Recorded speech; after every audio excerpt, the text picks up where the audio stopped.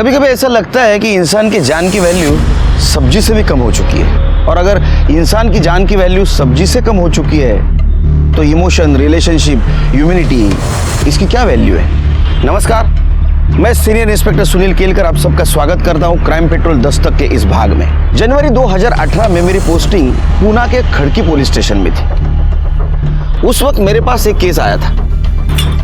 वैसे तो मैंने आज तक बहुत सारे मर्डर केसेस हैंडल किए, लेकिन ये जो केस था ये थोड़ा कॉम्प्लिकेटेड था। इस केस में सारे सस्पेक्ट सेफ गेम खेल रहे थे। पहले से बचने के सारे रास्ते तय हो चुके थे और जब हमने एक एक रास्ता टटोला, एक के बाद एक परत खुलती गई।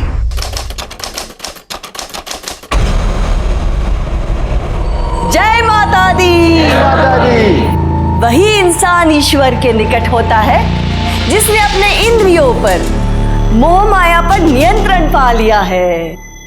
जय माता दी। इच्छापूर्णी माते की, इच्छापूर्णी माते की, इच्छापूर्णी माते की। कोल्ड ड्रिंक लाओ।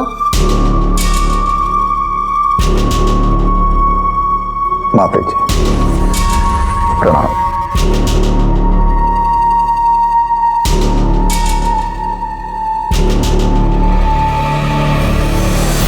$25 लाख है माता।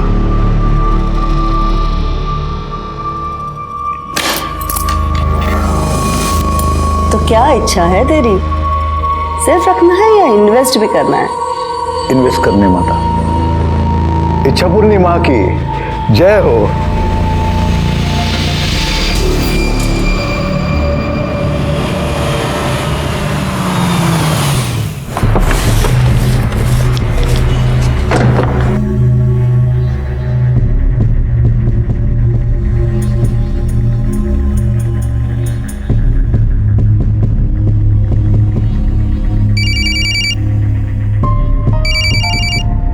अरे किधर है रे तू? मेरे एड फिल्म का शूट पूरा होने के बाद मॉडल भेजने वाला है क्या? अभी तक एक भी एक्टर नहीं है लुक टेस्ट के लिए। I am sorry sir, I am really sorry sir. मैंने उसी के लिए फोन किया आपको। सर मैं एक ना मॉडल भेज रहा हूँ, आप सर उसका काम देखना sir.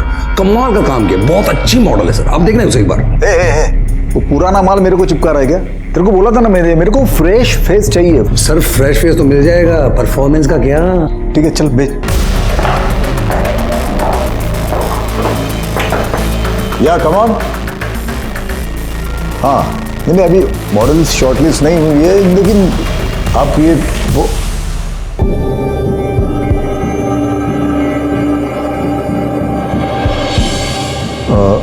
I'll call you later. Okay?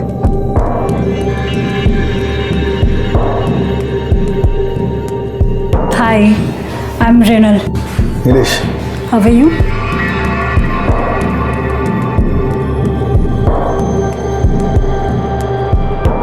Can I sit? Oh yeah, sure.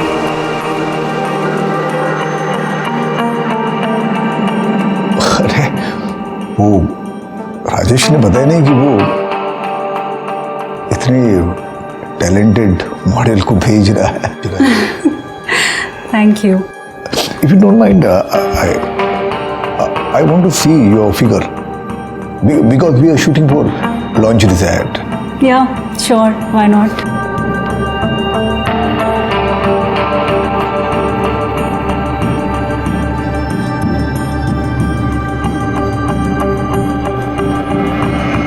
वाह, परफेक्ट। मुझे ऐसे ही फिगर चाहिए था।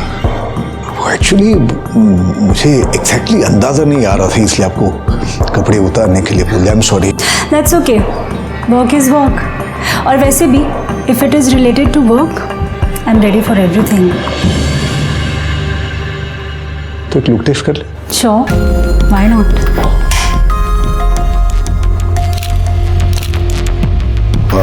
अब खड़ी हो जाओ।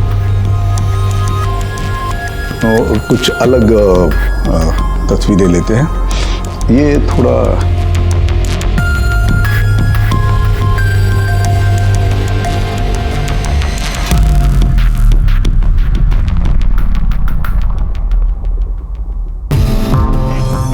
ये लो।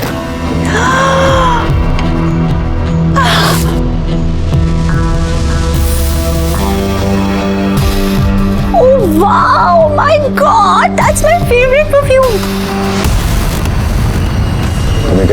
है, क्या पसंद नहीं है, सब पता है हमें।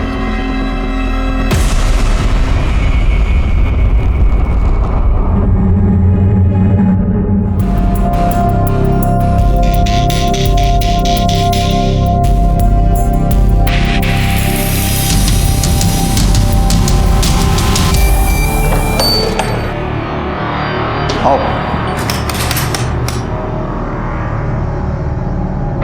कैसा लगा? अच्छा है, पर तुम्हारा होता तो ज्यादा अच्छा होता। कम ऑन यार, अरे तू दोस्त का हो या मेरा हो क्या फर्क पड़ता है, हमें थोड़ी बसना है यहाँ पे, थोड़ी देर मजे करेंगे और निकल जाएंगे यहाँ से। गिफ्ट विफ्ट कुछ देते नहीं हो, बस एक ही चीज तुम्हारे दिमाग में रहती है, इस बार मुझे मेरा गिफ्ट चाहिए। अरे हाँ पता है ना, बहुत सारे गिफ्ट ड्यू, लेकिन मैं दूंगा ना, दूंगा। अरे ये ट्रिप गिफ्ट ही तो है, मान जाओ ना, मान जाओ ना।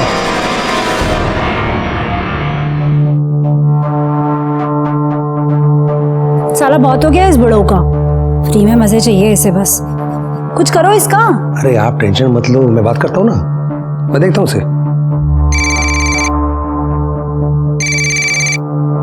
हेलो। अरे ये मृणाल किधर है? सुबह से 50 फोन कर चुका हूँ मैं, एक का भी रिप्लाई नहीं है। अरे भाऊ, वो असल में क्या है कि वो मृणाल जो है ना 3 हफ्ते के लिए अब्रॉड गई है शूटिंग पे, और आप मेरे ख्याल से बिजी हो गई तभी आपका फोन उठा नहीं पा रही। क्या अब्रॉड गई हो 3 वीक के लिए? हाँ। अरे मुझे तो कुछ भी नहीं बोला। अब 3 हफ्ते मैं क्या करूंगा यहाँ पे? अरे भाऊ मैं हूं ना, अरे कमाल का माल भेजूंगा, आप जैसा बोलोगे वैसा। नहीं यार, मृणाल अब मेरे दिमाग में बैठ गई हो। अरे भाऊ, जब मैं मृणाल को भेजा था ना तब भी आप यही कहते कि नहीं चाहिए नहीं चाहिए, अभी देखो मृणाल के बिना आपका क्या हाल हो गया है। भाऊ मैं क्या कहता हूँ, मैं भेजता हूँ ना, आप एक बार ट्राई तो करके देखो एक बार। चल ठीक है, चल भेज दे। हाँ ठीक है, मैं कल भेजता हूँ। क्या नाम क्या है?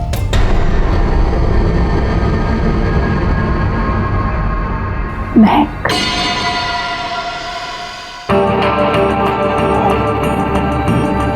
देखो अब मैं तुम्हें सिचुएशन एक्सप्लेन करता हूँ। हम लोग एक मेंस परफ्यूम का ऐड बना रहे हैं, तो मैं सिचुएशन देता हूँ तुम्हें। तुम हीरोइन हो और मैं हीरो हूँ, ठीक है?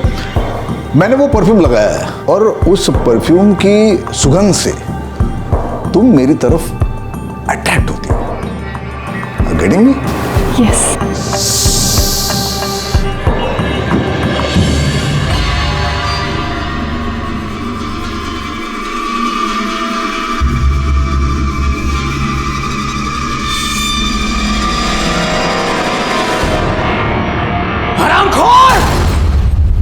आज मैं तुझे नहीं छोड़ूंगा। हमें बर्बाद करके लोगों के करियर बनाया तू। आज मैं तुझे नहीं छोड़ूंगा, तुझे बचाने कोई नहीं आएगा। इस उम्र में ये सब करते हुए शर्म नहीं आती? शर्म नहीं आती? चिल्ला चिल्ला चिल्ला और चिल्ला।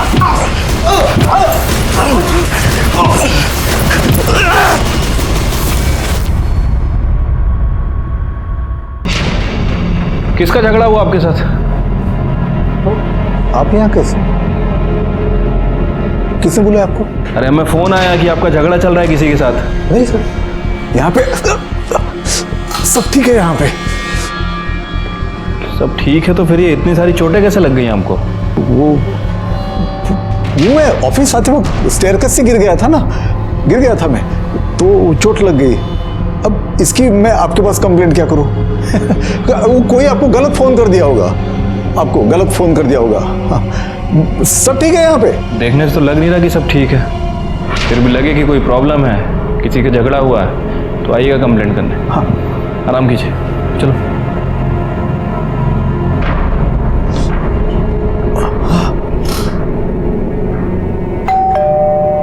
आ रहा हूँ।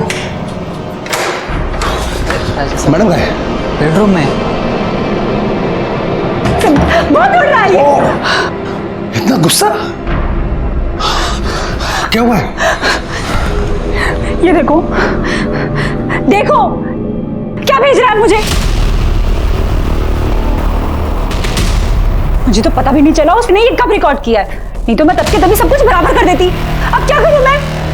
एक तो बुढ़ा वीडियो भेज रहा है और साथ में मैसेज भी भेज रहा है कि तेरे लिए कुछ करो, नहीं तो मैं कुछ करूंगा। क्या करेगा वो?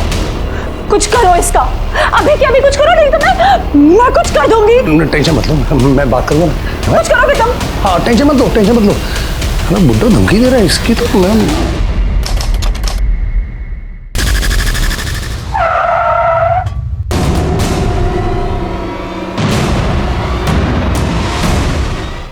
सर कल रात से मेरे पति घर पर नहीं आए सर। आपने चेक किया?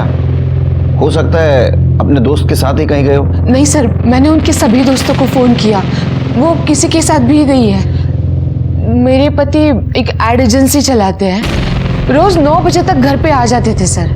मगर कल जब वो 11 बजे तक घर पे नहीं आए तो फिर मैंने उनको फ़ोन किया, उनका फ़ोन भी स्विच ऑफ आया सर। अभी भी मैंने फ़ोन किया तो स्विच ऑफ ही आ रहा है सर। फिर मैंने ड्राइवर को फ़ोन किया तो ड्राइवर ने मुझे कहा कि वो गांव जा रहा है। मतलब कल दोपहर को मोहिते रोड पर गाड़ी लगा के इनको चाबी दे के वो छुट्टी लेके चला गया सर। मतलब आपके हस्बैंड गायब हो गए उसी दिन से आपके ड्राइवर ने छुट्टी ली। आपके हस्बैंड का फोटो है आपके पास? हाँ हाँ है।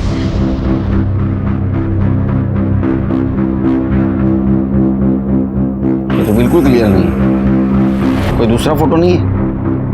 सर अभी तो नहीं है, मैं घर पे जाके भेज दूं? छिड़के, इनके हस्बैंड का नंबर भी ले लो। आपके हस्बैंड का नाम क्या है? नीलेश घाड़गे। आपके फैमिली में कौन कौन रहता है? मेरा बेटा रोहन। क्या उम्र है उसकी? 26 साल। वो क्यों नहीं आया? वो सर उसको कुछ काम था इसके लिए। कमाल है, पिता की मिसिंग कंप्लेंट करने से भी ज्यादा जरूरी काम। ठीक है, अब डिटेल्स बाहर दीजिए। शिरके, त्यांच्या ड्रायव्हरच्या आणि गाडीचे पण डिटेल्स घ्या। हो सर, क्या मैम?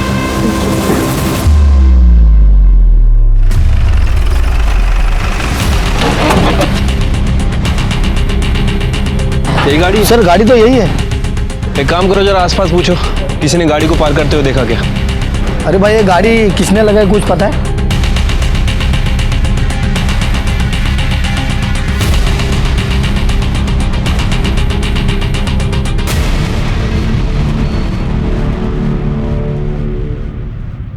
ए रघु, अरे क्या चाय बनाई यार, बिल्कुल शक्कर नहीं इसमें, शक्कर डाल।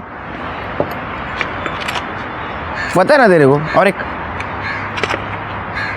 एक रघु, क्या कर रहा है? बस कर। अरे दे दे दे। सर ऑलरेडी चाय इतनी मीठी सर। अरे रघु बराबर चाय बना रहा है मेरे। सिरके, हम इतने कड़वे लोगों के बीच में रहते हैं ना, कुछ दिन के बाद हम भी वैसे बन जाएंगे, इसलिए मीठे की बहुत ज़रूरत है। सर ये कोई रीज़न नहीं हुआ मीठा पीने का। अच्छा ये नीलेश मिसिंग केस का क्या हुआ? सर वो गाड़ी थी, वो वहीं पे कई दिनों से पार्क थी, लेकिन किसने पार्क की किसी को कुछ पता नहीं चला, और आसपास कोई सीसीटीवी कैमरा भी नहीं था, इसलिए अभी तक हमें भी कुछ पता नहीं चला। वैसे मैंने रत्ना से स्पेयर की लेके उस गाड़ी को फॉरेंसिक के लिए भेज दिया है। ये पब्लिक भी ना सब पुलिस पे डाल देती है। अब इतने दिनों से वहाँ गाड़ी पड़ी है, किसी को कुछ नहीं, कल एक्सीडेंट हो जाएगा फिर पब्लिक हमारे पास आ जाएगी। नीलेश के ड्राइवर का क्या हुआ? सर वो गाँव गया हुआ था, मैंने फ़ोन कर दिया, वापस आ रहा है। चिरके, ये रत्ना है ना, उसका फ़ोन मॉनिटर करो। अगर किडनैपिंग केस है तो उसको रैंसम कॉल जरूर आएगा। ठीक है सर, एक मिनट। रत्ना ने नीलेश काटके की फ़ोटो भेजी है। सर ये तो वही नीलेश है जिसके साथ ऑफिस में किसी ने मारपीट की थी, और ये उसके खिलाफ कंप्लेंट भी नहीं करना चाहता था। वो मैं ऑफिस आते वक्त स्टेयरकेस से गिर गया था ना, अब इसकी मैं आपके पास कंप्लेंट क्या करूं? मुझे इस केस में झगड़े का और बदले का एंगल ज़्यादा लग रहा है। चलो पता करते हैं, ऐसी क्या वजह थी कि नीलेश ने मार खाने के बाद भी जिसने उसे मारा उसके खिलाफ पुलिस में कंप्लेंट नहीं की?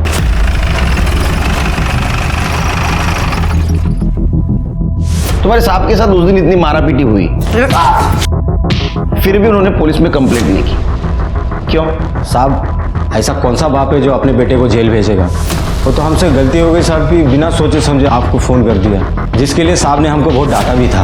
अपने बेटे को जेल भेजना मतलब? साहब उस दिन मारा पीटी हुआ था ना, वो कोई और नहीं, साहब का बेटा रोहन ही था।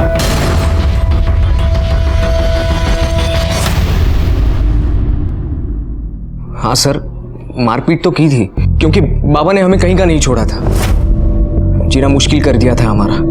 किस सेंस में जीना हराम कर रखा था? सर मेरे बाबा ठीक से घर का खर्चा भी नहीं देते, जब देखो तब कहते हैं कि जेब खाली है, घटिया से घटिया एड फिल्म बनाते हैं और सारा पैसा उन लड़कियों पर उड़ाते हैं। मेरी आई को भी बहुत परेशान किया है सर उन्होंने, बहुत रुलाया है उसको। सर मैंने आज तक बर्दाश्त किया, लेकिन अब बात बर्दाश्त के ऊपर चली गई है। सर मैंने खुद अपनी आंखों से उन्हें देखा है, लड़कियों के साथ घूमते हुए, उनको गिफ्ट बांटते हुए।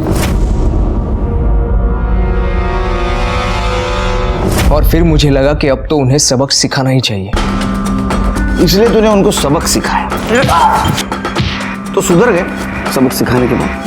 नहीं, फिर तूने सोचा इनको आखिरी सबक सिखा देते, उनको गायब किया। अब ये बता, वो जिंदा है या मार दिया? मार दिया? ये क्या कह रहे हैं सर आप? वो मेरे बाबा हैं, मैं भला उनको क्यों गायब करूंगा? और सर मैं उनको क्यों मारूंगा? तेरे सफेद झूठ बोल रहा है। मैंने खुद देखा है किस तरह से नीलेश जी को तूने घाव दिए। यहाँ पे सब ठीक है। यहाँ पे एक बात बता, तू सगा बेटा है या सौतेला? सौतेला होता ना सर तो शायद मार भी दिया होता। सगा हूं इसीलिए शायद सिर्फ मारपीट करके ही सॉल्व करने की कोशिश कर रहा था सब कुछ, बस। तो 3 जनवरी को कहाँ था? सर मैं अपने दोस्तों के साथ था। चिढ़ के इसको अंदर करो। देखो सच बोल रहा है झूठ। चल सर मैं सच बोल रहा हूँ, मेरा यकीन कीजिए सर प्लीज मेरा यकीन कीजिए। मैं सर, नीलेश गाड़गी की सीडीआर रिपोर्ट।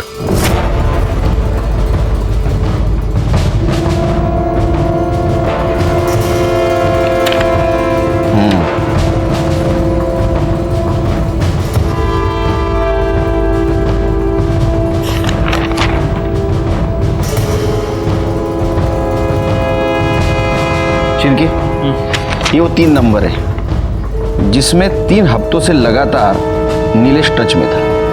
पता करो किसके नंबर है, और ये भी पता करो जिस दिन नीलेश गायब हुआ उस दिन उसने किसके साथ बात की थी, और उसका मोबाइल लोकेशन में निकलवा। ठीक है सर।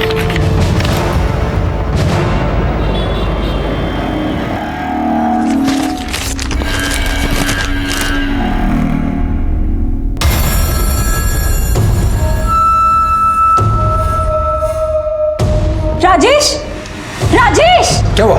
जल्दी आओ, ये देखो, ये पढ़ो इसे।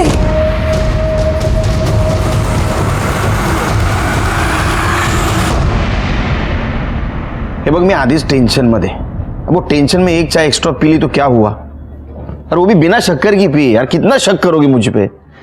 नहीं चलो बाद में फोन करता हूँ। नहीं बाद में करता हूँ। हाँ मैं भी चल रहा हूँ। सर ये नीलेश के मोबाइल लोकेशन रिकॉर्ड्स, इनके हिसाब से उसकी लोकेशन 3 जनवरी को शाम को 4 बजे ओल्ड ब्रिज की थी। उसकी गाड़ी मोहिती मार्केट में मिली शिरकी, और उसका लास्ट मोबाइल लोकेशन दिखा रहा है ओल्ड ब्रिज। इसका मतलब ऐसा हो सकता है शिरकी कि वो दूसरी गाड़ी से वहाँ गया, लेकिन कोई भी गाड़ी से गया होगा तो टोल नाका क्रॉस करके गया होगा। शिरकी टोल नाके का सीसीटीवी फुटेज मंगाओ। ठीक है सर। वैसे सर वो मैंने नीलेश के ऑफिस में पूछताछ की थी, वहाँ पता चला है कि नीलेश का किसी आदमी के साथ झगड़ा हुआ था। उसने नीलेश को काफ़ी धमकाया भी था, और नीलेश के ड्राइवर सैजू ने नीलेश को बचाया था। सर जिसने धमकी दी थी उसका नाम है धीरज साठम, पेशे से ऑर्गेनाइजर है, इवेंट ऑर्गेनाइजर। पुलिस स्टेशन बुला। ठीक है सर, नीलेश गाड़ी का ड्राइवर सैजू आया है। इंस्पेक्टर साहब, मैं अपने साहब को गायब नहीं किया। अगर करता तो आपके बुलाने पे खुद यहाँ चल के नहीं आता। तू नहीं आता तो तेरे को लेके आते, समझे? 3 जनवरी को तू नीलेश के साथ था? हाँ साहब, सुबह 11 बजे उनको लेके ऑफिस में गया, फिर वहाँ से 1 बजे एक मीटिंग के लिए गए। वहाँ से वापस आते वक्त 2 बजे साहब को किसी का फ़ोन आया, तो उनको उन्होंने वहीं पे बुला लिया मीटिंग को। किसका फ़ोन था? मालूम नहीं साहब, लेकिन साहब मेरे को बोले कि वो मोहिती लेन में मार्केट के पास गाड़ी पार्क कर दूँ और चाबी उनको आके दे दूँ, और फिर मैं गाँव चला जाऊँ। वो गाँव जाने का छुट्टी बोला था उनको। उसके बाद में नीलेश से मिला तू? हाँ मतलब मिला नहीं, देखा था साहब मैंने उनको। वो मैं आगे रिक्शा के लिए रुका था तो साहब मुस्कुराते हुए किसी के गाड़ी में बैठे और आगे निकल गए। उन्हें देखोगे तो पहचानोगे? पक्का नहीं बोल सकता साहब, ये कांच पे वो सनशेड लगाया था, सिर्फ साहब को देखा, बाकी लोग को देख नहीं पाया, गाड़ी निकल चुकी थी। 6 महीने से इधर तेरे पीछे भाग रहा हूँ। हाँ मेरे 2.5 करोड़ रुपए मुझे दे, वरना है ना तेरे पहुंच से भी ऊपर पहुंचा दूंगा, समझा ना? को छोड़ दे। चले चल लिख। 15 दिन की मोहलत देता हूँ तुझे, वरना समझ ले मैं क्या कर सकता हूँ। चल निकल चल। लेकिन साहब शांत स्वभाव के आदमी है, वो फिर भी उससे प्यार से ही बात कर रहे थे। धीरज के अलावा और किसी के साथ झगड़ा था? झगड़ा तो नहीं साहब, लेकिन एक के साथ मतलब उनका मचमच चल रहा था। किसके साथ? वो इच्छा पूर्णिमा के साथ। क्या झगड़ा था? शायद पैसों को लेके कुछ था साहब। 2 जनवरी को रात 9 बजे साहब आश्रम में थे। मैं बाहर उनका इंतजार कर रहा था, इतने में अंदर से झगड़े की आवाज आई। देख, मेरे सारे पैसे मुझे वापस चाहिए, और अगर मेरे साथ शांतपति करने की कोशिश की ना तो सारी दुनिया को बता दूंगा कैसी इच्छा पूर्णिमा है तू, और तेरे सारे काले धंधे में सारे लोगों के साथ। अपने औकात में रह, समझा? पता है ना किसके साथ बात कर रहा है तू? मेरी पहुंच ऊपर तक है। सिर्फ 2 मिनट लगेंगे तुझे खत्म करने के लिए। सुन, इसे यहां से बाहर फेंक दे, और दोबारा आश्रम के आसपास भी दिखा ना तो हाथ पैर तोड़ देना इसके। ले जाओ इसे। ये ठीक नहीं किया तूने। मैं देख लूंगा, मैं सबको देख लूंगा। ठीक है, तुम जा सकते हो, जब तक केस चल रहा है शहर से बाहर नहीं जाने का। हाँ साहब। शिरके, ये नीलेश की गाड़ी हमें मोहिते मार्केट में मिली। उसके मोबाइल का लास्ट लोकेशन ओल्ड ब्रिज था, और इस सेजू के कहने के मुताबिक व्हाइट कलर की है साहब। एक काम करो, मोहिते मार्केट से लेके ओल्ड ब्रिज तक का सारा सीसीटीवी फुटेज निकालो, देखो उसमें गाड़ी मिलती है क्या। ठीक है सर। उससे पहले मेरी एक इच्छा हो रही है, इच्छा पूर्णिमा से मिलने की।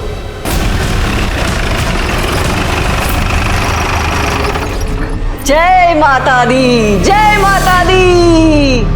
माता अपने बालक की हर इच्छा पूरी करती है। बोलो बालक, क्या इच्छा है तुम्हारी? वो तो हम भी पूरी करते हैं, जब कोई हमारे सादे सवालों का जवाब सीधे सीधे नहीं देता। अच्छी बात है, पर आपकी ये इच्छा हम यहां पूरी नहीं कर पाएंगे। नीलेश घाटगे से अपने पैसे लिए थे?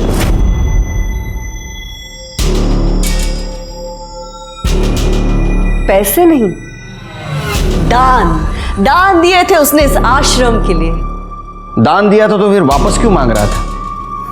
ये हम नहीं जानते, लेकिन एक बात हम जानते हैं, जब उसने हमसे अभद्र भाषा में बात की थी तब हमने उसे उठवाकर बाहर फेंकवा दिया था। तो फिर 3 जनवरी को जब वो गायब हुआ, आपने फोन क्यों किया उसको? हम तो माँ है ना सबके, और माँ अपने बच्चों से ज्यादा रूठ कर नहीं रह सकती। माँ का दिल तो मोम का होता है, इसलिए हमने सोचा हमारा बालक कहीं कष्ट में तो नहीं है, शायद उसे दान के पैसे की जरूरत होगी, इसीलिए हमने सोचा हम दे देते हैं उसे दान। हमने तो उसे फोन भी किया, लेकिन हमारा फोन उठाने से पहले उसने काट दिया। क्या ऐसा तो नहीं माँ ने अपने बालक को अपने पल्लू में छिपा के रखा है? चिरके, आश्रमाची झड़ दिया। आपके पास सर्च वारंट है? तो आप अध्यात्म के साथ साथ कानून की भी जानकारी रखती है?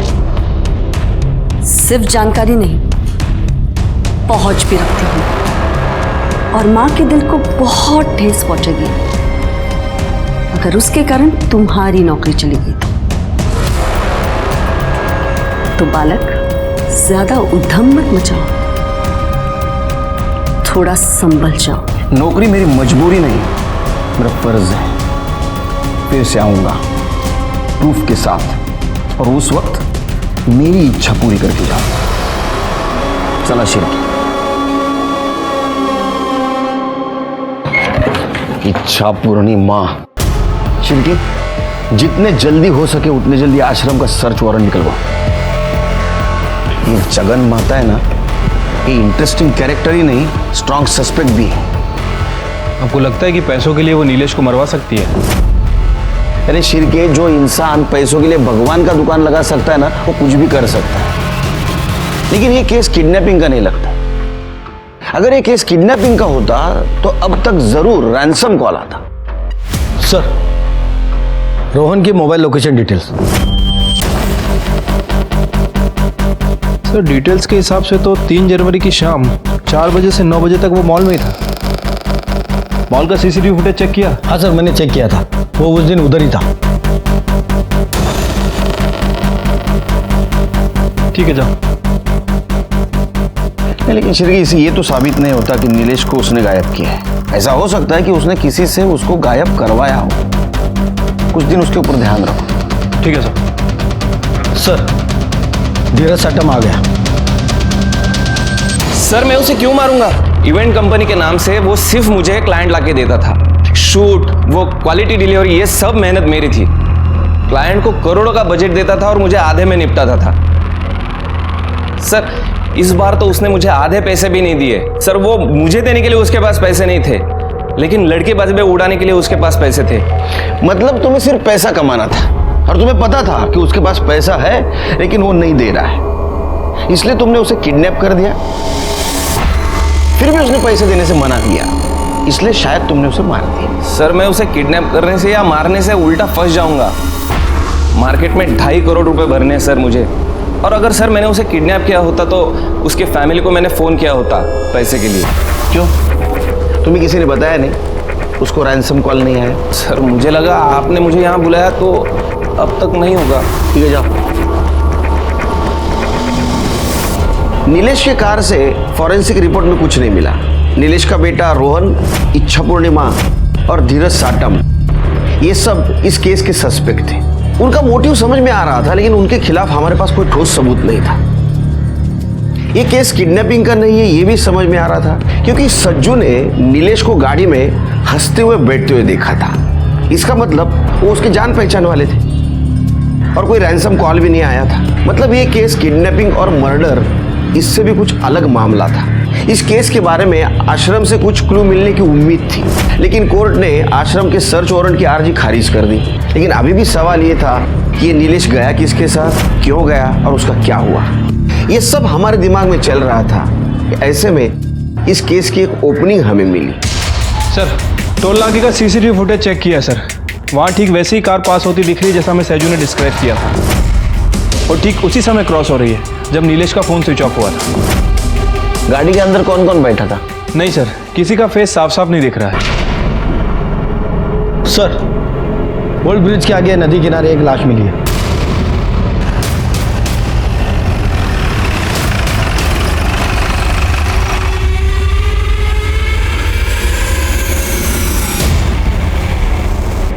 बॉडी कई दिनों से पानी में थी सर, इसीलिए पूरी तरह से डिकम्पोज्ड हो चुकी है और मछलियों ने काफ़ी ज़्यादा हिस्सा खा भी लिया है।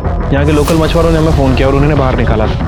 हमारी पैरामेडिक्स टीम के मुताबिक जिस टाइप का ये बॉडी है उस हिसाब से ये नीलेश की बॉडी हो सकती है। अच्छा, तो एक काम करो, उसके फैमिली को बुला आइडेंटिफिकेशन के लिए और बॉडी को पोस्टमार्टम के लिए भेज दो। ठीक है सर।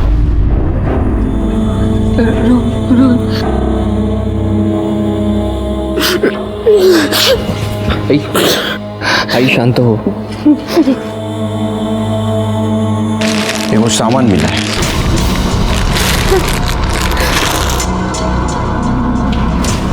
सर ये तो वही बेल्ट है जो मैंने बाबा को उनके जन्मदिन पर गिफ्ट किया। आई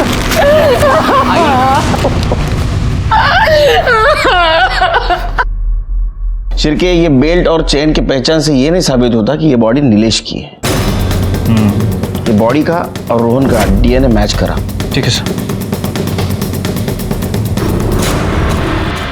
सर नीलेश के कॉल रिकॉर्ड में जो 3 नंबर मिले थे उनमें से 1 नंबर धीरज का है। बाकी के 2 नंबर किसी राजेश पाटिल और रति शिंदे के नाम रजिस्टर्ड है। इन दोनों के साथ नीलेश लगातार टच में था, लेकिन रति शिंदे के साथ पिछले 1 महीने से उसका कम्युनिकेशन बंद है और राजेश पाटिल के साथ 3 जनवरी को उसने आखिरी बार बात की थी। दोनों को पुलिस स्टेशन बुला। सर मैंने दोनों का फ़ोन ट्राई किया, लेकिन दोनों का ही फ़ोन बंद है 3 जनवरी के बाद। कितने तारीख से? 3 तारीख से। 3 जनवरी? Yes sir. मतलब जिस दिन नीलेश गायब हुआ? हाँ सर। एक और इंटरेस्टिंग बात, नीलेश का फ़ोन बंद होने से पहले उसके फ़ोन पर किसी यास्मीन का कॉल आया था।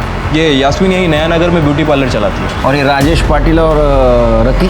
सर ये राजेश सतारा का रहने वाला है और रति संगमवाड़ी में रहती है। तुम एक काम करो शिरके, तुम यास्मीन के पार्लर जाओ, मैं रति से जाके मिलता हूँ। तुम्हारी रति मैडम है क्या घर में? रति मैडम? जी आप मृणाल मैडम की बात कर रहे हैं? मृणाल? जी रति मैडम ही मृणाल मैडम है। उन्होंने वो मॉडलिंग के चक्कर में अपना नाम मृणाल कर दिया है कि घर में? जी अभी तो वो घर में नहीं है, 5 दिन पहले ही निकल चुके हैं यहाँ से। बोल के गई थी कि किसी शूटिंग पे जा रही हूँ। अकेली गई है? नहीं साहब, वो राजेश पाटिल साहब भी थे ना साथ में। राजेश पाटिल? वो भी मॉडलिंग करते? नहीं साहब, वो तो पिछले कुछ दिनों से यही रहते मैडम के साथ। रिलेटिव है? नहीं साहब, दरअसल बात यह है कि वो कुछ अलग टाइप के फ्रेंड है। राजेश साहब का अपना भी काम धाम चलता है, वो नेता वेता लोग के साथ भी, और मैडम का पूरा काम वही देखते हैं।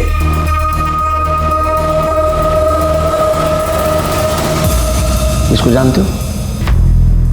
जी, ये तो नीलेश साहब है। नवंबर महीने में तो ये बहुत आना जाना करते थे मैडम के पास, पर पता नहीं क्या हुआ, दिसंबर में आना ही बंद कर दिया उन्होंने।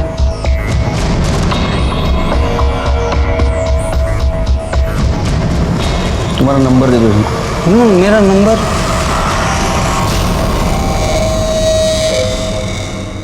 हाँ, मैं नीलेश जी को जानती हूँ। उनके यहाँ पे जब भी इवेंट्स और एडवर्टीजमेंट होते हैं, मेरे यहाँ से ही हेयर और मेकअप आर्टिस्ट जाते हैं। लास्ट टाइम नीलेश गाडगे से आपकी बात कब हुई थी? ठीक से याद नहीं आ रहा है, बट कुछ दिन पहले ही। अब आप ये सब क्यों पूछ रहे हैं? हमें शक है कि उसका मर्डर हो चुका है। क्या? मर्डर? कैसे? I mean, ऐसे कैसे हो सकता है? ऐसा हुआ है।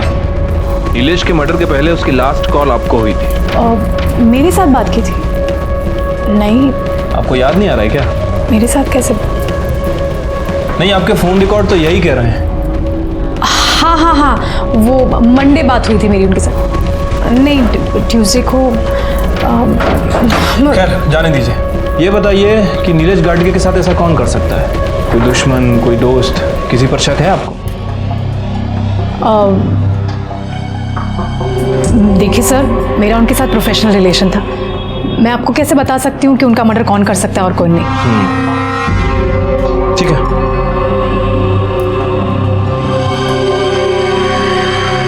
अच्छा, यास्मीन ने कुछ बताया? हाँ सर, ये यास्मीन कह रही है कि इसके साथ नीलेश का प्रोफेशनल रिलेशन था। वैसे काफ़ी ओवर एक्टिंग कर रही है सर ये। अच्छा, ध्यान रखो उस पर। ठीक है सर। रोहन के डीएनए टेस्ट से पता चला कि वो बॉडी नीलेश की ही थी, और पीएम रिपोर्ट से ये पता चला कि नीलेश का मर्डर गला दबाने से हुआ है, और वो भी 3 जनवरी को शाम 4 से 6 बजे के बीच में। यानी ऐसा हो सकता है कि उसको ओल्ड ब्रिज पे मारा गया, लेकिन सवाल ये अभी भी था कि क्यों और किस लिए। ऐसे में हमें और एक इन्फॉर्मेशन मिली कि राजेश के क्रेडिट कार्ड से गोवा के लिए 2 फ्लाइट की टिकट बुक की गई है, राजेश पाटिल और रति शिंदे के नाम से। हमने तुरंत गोवा पुलिस को इन्फॉर्म कर दिया और उन्हें कहा कि जैसे ये दिखाई दे हमें इन्फॉर्म कर दे। अरे यार, मुझे किसी को अर्जेंट कॉल करना है। इतने दिनों से यहाँ गोवा में ही पड़े हुए। दो, मुझे ऑन करने दो। मैडम, आपका ये अर्जेंट कॉल हमें फंसा देगा। मैं आपके हाथ जोड़ता हूँ, 2-4 दिन शांत रहिए। मैडम, आपके लिए मैं कितना कुछ कर रहा हूँ और आप ब्लडी हेल। सर, ये राजेश पाटिल का कॉल रिकॉर्ड्स है। इनके हिसाब से उसने आखिरी बार बात किसी चंदू मोरे से की थी। ये चंदू मोरे एक्स मिलिट्री मैन है सर, और 3 जनवरी को इन दोनों के बीच 1-2 नहीं बल्कि 15 से 20 कॉल एक्सचेंज हुई थी। फिर ये लगता है कि सॉल्व हो रहा है। ये काम करो, ये चंदू कहाँ मिलेगा देखो, और 3 जनवरी को उसका मोबाइल लोकेशन निकलवाओ। ठीक है सर।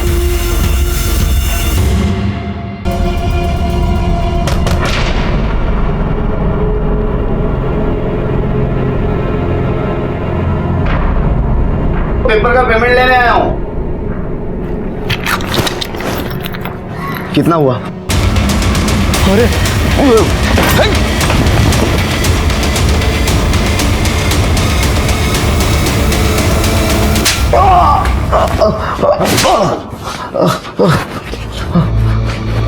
अरे चंदू, कैसा है तू? हाँ, चल सच सच बता अभी। ये हमारा शिरके है ना, बहुत मारता है। बता। साहब, मी तुम्हाला आधीच सांगितलंय साहेब, मैंने कुछ नहीं किया, और 3 जनवरी को मैं पुणे में भी नहीं था। तू पुणे में नहीं था? नहीं। तेरा मोबाइल घूम रहा था पुणे में? हाँ, कैसे? पहले खड़की मार्केट गया, बाद में ओल्ड ब्रिज गया। तेरा देखो, ये देख तेरे मोबाइल डिटेल्स। हाँ साहब, वो राजेश मुझे बोला था कि उसकी गाड़ी लेके नीलेश को मार्केट से पिकअप करना है और उसे वो ओल्ड ब्रिज के पास छोड़ना है। गाड़ी में कौन कौन था? धीरज था। धीरज साठम? हाँ, तो वो तो एक नाम हुआ। और वो धीरज का असिस्टेंट था महेश, और एक लड़की थी जीनत। जो तुमने नीलेश को मार्केट से उठाया उसके बाद क्या हुआ? उसके बाद सर सीन समझ में आ गया। अभी हम वन शॉट करेंगे। हाँ। मुझे वन टेक चाहिए। हाँ। Mood rolling and action. मुझे लगा कोई फिल्म की शूटिंग चल रही है। फिर थोड़ी देर बाद महेश ने मुझे गाड़ी रोकने के लिए कहा, मैंने रोक दी। अभी आप थोड़ी देर के लिए उतर जाओ और दादा आप भी, मुझे इनके कुछ क्लोजअप शॉट लेने हैं तो मैं ले लेता हूँ अभी। फिर मैं और जीनत गाड़ी के बाहर पास में ही खड़े थे। वो तीनों ही अंदर थे साहब। मैं जीनत को ही देख रहा था। उसे किसी का फोन आया था और वो नंबर दे रही थी उसे।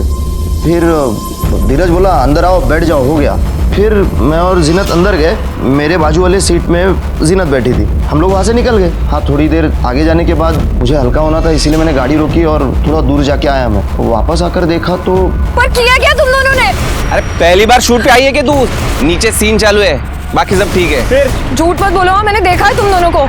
अरे मैडम समझो बात को, नीचे शूट चालू है, दूसरा यूनिट काम कर रहा है। नीलेश साहब कहाँ गए? अरे उनका पानी में गिरने का शॉट था ना यार, वही चल रहा है। और तुम दोनों टेंशन मत लो यार, नीचे दूसरा यूनिट है, उनको निकाल लेगा पानी में से। अरे यार चलो चलो यार, चंदू बहुत देर लो। चलो मैडम चलो।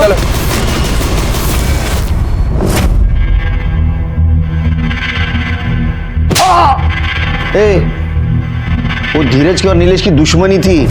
अगर धीरज गाड़ी में रहता तो नीलेश कैसा बैठता? हाँ साहब मैंने इतना दिमाग नहीं लगाया। अब मुझे राजेश ने जितना बोला उतना मैंने किया। उसने जिसको जहाँ छोड़ने बोला था वहाँ छोड़ा मैंने। फिर मुझे न्यूज़ पे पता चला नीलेश की बॉडी मिली थी नदी के पास। फिर मैं डर गया कि कहीं मैं फंस ना जाऊँ। मैं भी तो था ना गाड़ी में, इसीलिए मैं शिल्पा को लेके चिपके बैठा था। महेश के डिटेल्स दे। जी मेरे पास उनके बारे में कोई जानकारी नहीं है। हम तभी मिले थे ना कुछ देर के लिए।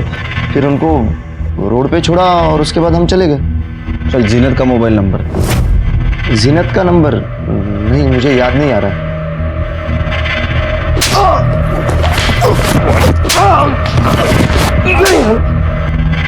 आया क्या कुछ याद? सांग। सर नीलेश सर के साथ उस दिन मैं भी थी गाड़ी में। मुझे कहा गया था कि ऑडिशन चल रहे हैं यहाँ पे। तुम्हारे और नीलेश के अलावा गाड़ी में और कोई नहीं था? सर 2 लोग और थे। एक चंदू नाम का ड्राइवर था और उसी की साथ वाली सीट पे एक महेश नाम का लड़का था जो डायरेक्ट भी कर रहा था और शूट भी। आर यू श्योर कि गाड़ी में सिर्फ 4 ही लोग थे? Yes sir. सर एक्चुअली एक आदमी और आया था जब गाड़ी ओल्ड ब्रिज के पास रुकी थी। मुझे कहा था कि सर का क्लोजअप लेना है, इसलिए तुम्हें गाड़ी से उतरना पड़ेगा। और फिर मैं गाड़ी से बाहर आ गई। एक्चुअली नीलेश का क्लोजअप लेने के बाद मुझे गाड़ी में आगे वाली सीट पे बिठा दिया गया था और मैंने अपना हेडफोन लगाया था। फिर थोड़ी देर के बाद जब मैंने पीछे देखा तो महेश ने मुझे कहा कि नीलेश जी सो रहे हैं। तो फिर मैंने अपना गाना सुनना फिर से शुरू कर दिया और थोड़ी देर के बाद गाड़ी फिर से रुकी।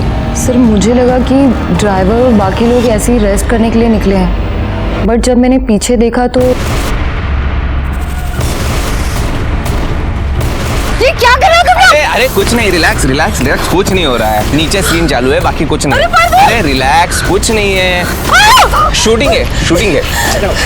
झूठ मत बोलो। दूसरा यूनिट है वहाँ पे, वो उठाएंगे उसको। अरे मैडम आप इतना परेशान क्यों हो रही हो? आप चलो।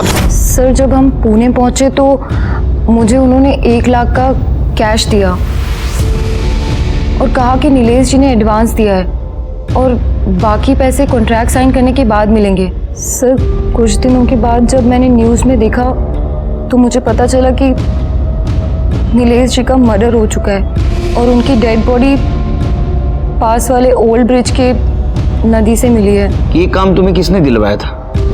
क्या नीलेश ने डायरेक्ट बुलवाया था? सर नीलेश जी को तो मैं जानती भी नहीं थी। मैं तो यास्मीन जी के थ्रू गई थी। यास्मीन जो वो नया नगर में पार्लर चलाती है वो? सर मैं लड़कियां सप्लाई करती हूँ, अपने पार्लर को ऑफिस की तरह यूज़ करती हूँ। नीलेश और राजेश के यहाँ मैं ही लड़कियां भेजती थी। सर मुझे बिल्कुल भी आइडिया नहीं था कि वो लोग नीलेश का मर्डर करने वाले हैं। रति मतलब मृणाल शिंदे को जानती हैं? यस सर, वो भी मॉडलिंग के नाम पर एस्कॉर्ट का धंधा करती है। ठीक है, क्यों जाने। चलो। सर, ये चंदू के कॉल रिकॉर्ड्स। सर, नीलेश के गायब होने के बाद चंदू एक नंबर पे बात कर रहा था। जब उस नंबर के बारे में डिटेल्स निकाली तो पता चला वो नंबर गोवा में है। लेकिन सर, हैरानी की बात यह है कि वो नंबर मृणाल के नौकर का था और नौकर इस वक्त पुणे में है। चंदू एक ही नंबर से बात कर रहा था। तो एक काम करो, वो नंबर ट्रैक करो, देखो कि इसके पास है, उसको उठा के लाओ। जिसके बारे में मैं सोच रहा हूँ उसके पास ही ये नंबर हो सकता है। सर, राजेश ने मुझे बताया था कि नीलेश को ब्लैकमेल करने के लिए ऑडिशन के बहाने एक वो वीडियो बना रहा है। मैंने सोचा उसी बहाने मैं अपने पैसे निकाल लूँ। जब वो शूट खत्म हुआ तो मैं खुद वहाँ जा पाया। ये तक गेलो साहब नहीं, चंदू और मैं पीछे की सीट पर बैठे थे। मैं उसे ब्लैकमेल कर रहा था कि मेरे पैसे दे देने तो मैं वो वीडियो वायरल कर दूंगा। मैं 17 साल से नौकरी करता हूँ। तो किससे बात कर रहा है समझ में आ रहा है? मुंह बंद करने से किसी की मौत नहीं होती, दम घुटने से होती है। इसका मतलब नीलेश मरा नहीं, मारा गया। और ऐसा कैसे रे? तू सही जगह सही टाइम पे पहुंचा। तू क्या अंतर्यामी है? धीरज बाबा? हाँ सर,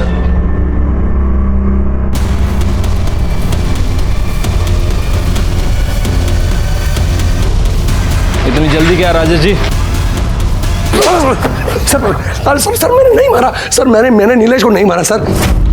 सर, मैं सिर्फ वीडियो बनाना चाहता था ताकि वो जो मृणाल को परेशान कर रहा है वो परेशान ना करे। वो मृणाल को क्यों परेशान कर रहा था? सर, ये नीलेश जो है ना, ये एड एजेंसी का बहाना करके लड़कियां बुलाया करता था। और सर, मैं लड़कियां सप्लाई करता था। मृणाल को भी मैंने ही भेजा था। लेकिन सर, नीलेश ने ना मृणाल के साथ सेक्स करके उसका वीडियो बना के उसको ब्लैकमेल करना शुरू कर दिया था। प्रूव करना कि तू सिर्फ मेरे साथ है और मेरे साथ ही रहेगी। और अगर तू प्रूव नहीं कर पाई ना तो मैं प्रूव कर दूंगा कि तू असल में है क्या। और सर, मैं उसका वीडियो बना के मैं उसको परेशान करना चाहता था ताकि वो मृणाल को परेशान करना बंद कर दे। सर, बस सर, इतना ही है। तू पक्का सोशल वर्क नहीं कर रहा था, क्योंकि तू भी मृणाल के लिए लाइन में खड़ा था और इतना डेस्परेट हो गया कि तूने नीलेश को मरवा दिया। नहीं सर, मैंने किसी को नहीं मरवाया सर। तू एक बात बता, तेरे गाड़ी में मर्डर हुआ फिर भी तेरे को पता नहीं और तूने कुछ किया नहीं, तो भागा क्यों? सर, मैं कहीं नहीं भागी और ना ही मैंने कुछ किया है। ये राजेश क्या कर रहा है, कहाँ है, मुझे कुछ नहीं मालूम। बहुत इनोसेंट है। राजेश ने कहा चलो कहीं जाके छिप जाते, अब चली गई। हाँ सर, मुझे कुछ नहीं मालूम। लेकिन फिर भी आपको यहाँ रहना पड़ेगा। इस केस में एक नहीं, वो सारे एंगल छिपे थे। जलन, जेलसी, बदला, धोखा, लालच। नीलेश के अय्याश बिहेवियर ने उसको गुनाह की दस्तक जरूर दी थी। उसने उसे सुना लेकिन उसे बढ़ावा दिया और इसका नतीजा ये हुआ कि उसको अपनी जान देनी पड़ी। धीरज, महेश, राजेश, चंदू ये एक दूसरे पर इल्जाम लगा रहे थे, लेकिन सर्कमस्टेंशियल एविडेंस के आधार पर कोर्ट में बार बार बयान बदलने के कारण कोर्ट ने उन्हें नीलेश मर्डर केस में सजा सुनाई। सबूतों के अभाव पर मृणाल का नीलेश मर्डर केस में डायरेक्ट संबंध प्रूव नहीं हुआ, लेकिन नीलेश मर्डर केस के बारे में उसे पता था लेकिन उसने पुलिस को इन्फॉर्म नहीं किया, इसके वजह से उसे सजा मिली। जीनत और यास्मीन को भी नीलेश मर्डर केस में सजा मिली क्योंकि उसे इस केस के बारे में पता था लेकिन उसने पुलिस को इन्फॉर्म नहीं किया। हमारे आज के एपिसोड की दूसरी कहानी। एक कहावत है, इंसान गलतियों का पुतला होता है, और सही भी बात है, गलतियां इंसान ही करते हैं। लेकिन कुछ लोग हैं जो इन गलतियों से सीख लेते हैं और कुछ लोग हैं जो इन गलतियों पर पर्दा डालते हैं, और नतीजा जब ये गलतियां पलटवार करती हैं तो सब कुछ तहस नहस कर देती हैं। नमस्कार, मैं senior inspector Himanshu Rawat, crime petrol Dastak में आपका स्वागत करता हूं। दिल्ली का एक बहुत ही पेचीदा केस मेरे पास आया था जो अभी याद है मुझे। गलतियों का यह सफर कहां से शुरू हुआ और कहां खत्म हुआ और कितनी अनजान गलियों से गुजरा, ये देखकर आप भी हैरान हो जाएंगे। अरे अंधे नहीं है हम, पर 7 कनस्तर तेल सिर्फ 2 हफ्ते में तुम तेल में समोसे तल रही हो, तेल पी रहे हो। पापा, तेल इस्तेमाल हो रहा है और जितनी खपत होगी उतनी खपत के बारे में हमको ना समझाओ तुम। 30 साल से रेस्टोरेंट चला रहे हैं हम। तुम यहाँ निक्कर में घुमा करते थे ना, तब से चला रहे हैं और मुनाफा कमा रहे हैं। जब से तुमने और तुम्हारे बहन ने काम करना शुरू किया है ना, माल की खपत ज्यादा हो गई पर धंधा वहीं के वहीं है। कहाँ है तुम्हारी बहन? घर चली गई जल्दी। सेठ जी रसीद पर साइन चाहिए। ला, मैं कर देता हूँ। तू क्यों करेगा? हम मालिक है ना, तो हम साइन करेंगे। अपने दिमाग को ज्यादा मत दौड़ाओ। ये इसी का बेटा है कि सौतेला है? उनका ये बुढ़ा अंगार है साहब, तीली लगते ही गरम। 30,000 रुपये महीना सैलरी देते हैं इनको, जबकि इनकी हैसियत सिर्फ 3,000 रुपये की है। हो गया? और सुनो, तेल मंगा लेना मंडी से, इन्होंने सारा तेल खत्म कर दिया है। अरे विशाल, वो ऑरेंज का नया टैब है ना, क्या फीचर्स यार उसके। अच्छा ये बता, तू वीकेंड्स में कहाँ था? तुझे फोन कर करके ना मेरी उंगली घिस गई। किसी को पटा लिया है क्या? कुछ भी यार। सुनना, अब तू एक काम करना, तो चल मैं आता हूँ। चल बाय बाय।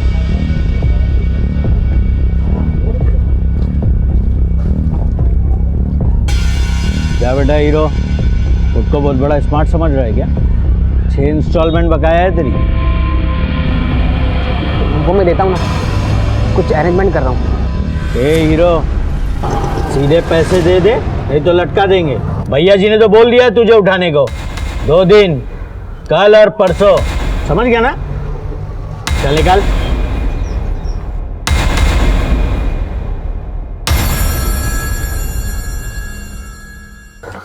दद्दू, मुझे आपसे कुछ बात करनी है। 1 मिनट, वो हो जाएगा, मैं कर दूंगा। जाओ, बोल। दद्दू, मुझे कुछ पैसे चाहिए। पैसे?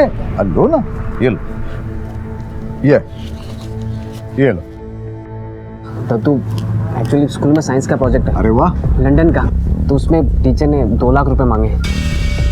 2 लाख रुपया? इतना पैसा तो है नहीं मेरे पास। तो तुम एक काम करो ना, ये और 500 रुपए रखना। जा पिक्चर देख के आ। अरे जा तो पिक्चर तो देख के आओ, जा जा।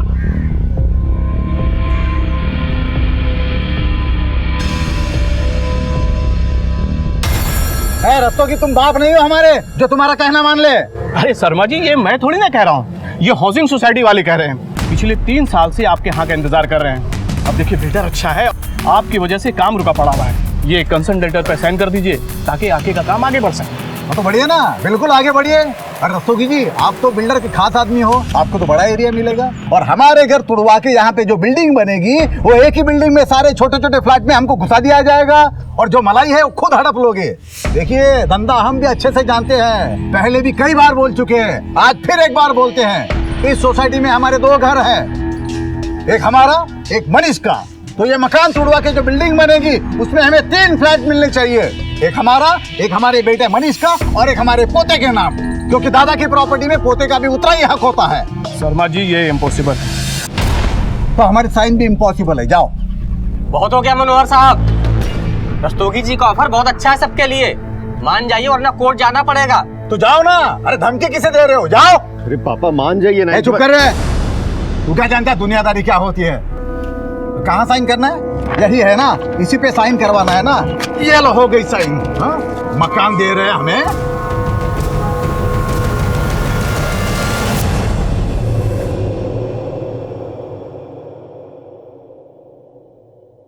कैसा लगा घर? शानदार। बैठो ना। हाँ। और रेस्टोरेंट तो तुमने देखा ही होगा ना? हाँ, रेस्टोरेंट दिखा दिया होगा, अब घर भी दिखाने लाए हो। अच्छा है। पापा, ये विकास है, मैंने बताया था ना। हाँ, तो तुम शादी करना चाहते हो इससे? जी।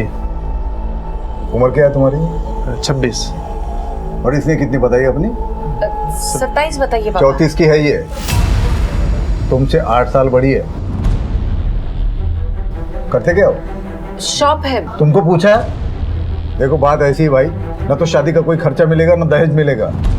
और ये जो रेस्टोरेंट की बात बता रही थी अभी, वो तो जब तक हम जिंदा है उसमें से एक भी ढेला ना तो इसे मिलने वाला है, ना तो इसके भाई को मिलने वाला है। ये दोनों हमारे पास सैलरी पे है। पापा आप क्या कह रहे हैं? चुप कर। हम जानते हैं ऐसे मुखोरों को, ये तुमसे नहीं हमारे दौलत से रिश्ता जोड़ना चाहते हैं। तो तुमने मुझे मेरी बेइज्जती करने के लिए बुलाया यहाँ? कैसी बेइज्जती? बेइज्जती उसकी होती है जिसकी कोई इज्जत हो। औकात क्या है तुम्हारी? निकलो यहाँ से, निकलो। विकास, विकास सुनो ना। विकास, विकास। पापा नहीं, दुश्मन है आप। इसके पहले भी 9 रिश्ते आप रिजेक्ट करवा चुके हैं। 34 की हो गई हूँ मैं, पूरी जिंदगी बर्बाद करती मेरी। किसी की जिंदगी हम बर्बाद नहीं कर रहे हैं। आदमियों को पहचानने के मामले में तुम तो बिल्कुल जीरो जीरो। और जब तक हम जिंदा हैं, इस घर में किसी की मनमानी नहीं चलेगी।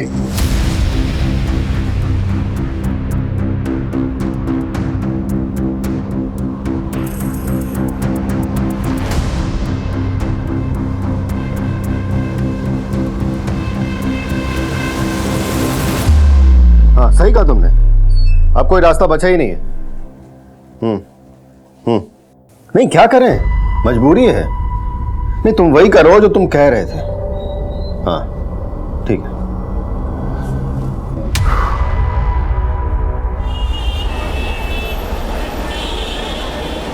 सेठ जी वो राशन वाला आया है। हाँ। और ये कुछ वाउचर भी साइन करवानी थी। हाँ अभी आता हूँ।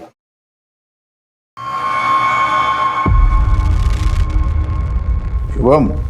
जी सेठ जी। ये लो। हाँ ये लीजिए।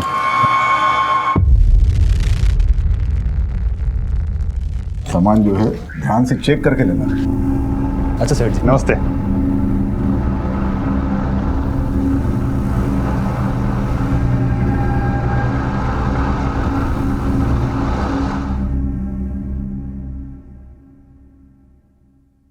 ₹1000 चाहिए था हमें।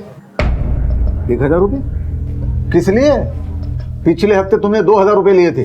अब देते हैं कि हम जाएं, कल से आएंगे नहीं। और फिर पता है ना उसके बाद क्या होगा, ना सुनने की आदत नहीं है। कोई पैसा नहीं मिलेगा, तुमको जो करना है करो, जाओ। ठीक है अब देखिए हम क्या करते हैं। अरे ये क्या कर रहे हैं आप, दो ना उसे पैसे। कुर्सी यहाँ। अरे क्या छोटी छोटी बातों में नाराज हो जाती है। पैसे 1000 रुपये चाहिए ना, ये लो तुम्हारे 1000 रुपये। रोटी और भाजी हमने बना दी है, बर्तन हम कल धोएंगे। और हाँ रविवार को हम नहीं आ रहे।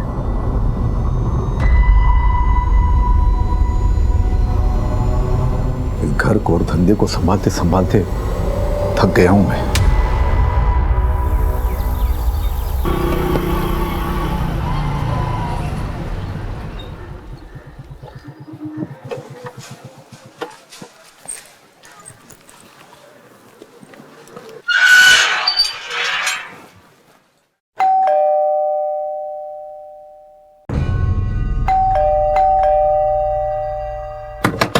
सेठ जी दरवाजा खोलिए।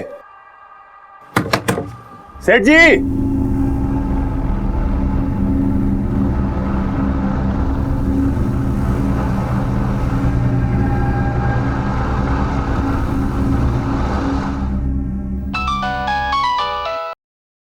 हाँ बोल शुभम। हाँ मनीष भैया, अरे वो हम सेठ जी को लेने के लिए आए थे, लेकिन कब से डोरबेल दबा रहे हैं, कोई दरवाजा ही नहीं खोल रहा है। क्या? अरे बहुत देर से ट्राई कर रहे हैं, कोई रिस्पॉन्स ही नहीं आ रहा है। आप जल्दी आइए यार, हमको बहुत टेंशन हो रहा है।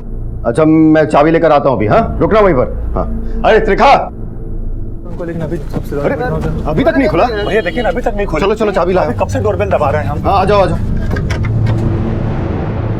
पापा पापा पापा। सेठ जी। Mummy mummy mummy. सेठ जी दीदी।